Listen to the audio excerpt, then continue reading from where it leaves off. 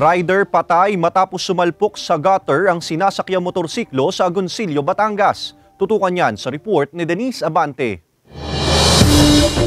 Patay ang 36 anyos na lalaking kinilala na si Anthony Morales, residente ng Barangay Palanas, Lemery, Batangas matapos sumalpok sa gutter ang minamanehong motorsiklo Lunes ng gabi.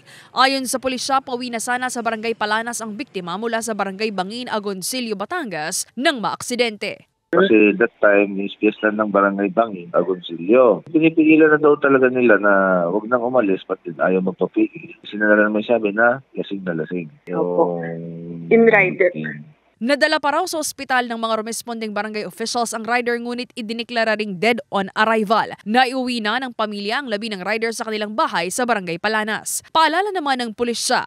Always, safety first. Kung magdadrive ng motor, basic helmet, kung meron pang yung protective gear, mas maganda po kasi hindi natin masasabi ang panahon ngayon. Doble, triple ingat kasi hindi natin masasabi ang mga bagay-bagay.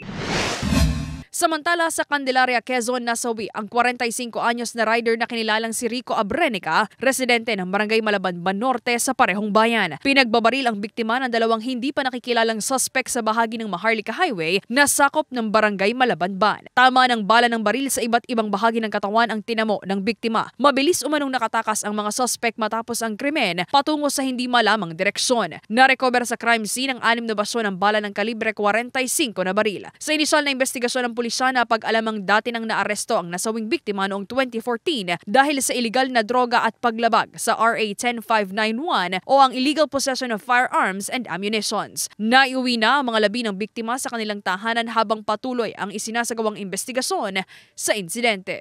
Denise Abante, Balitang Southern Tagalog.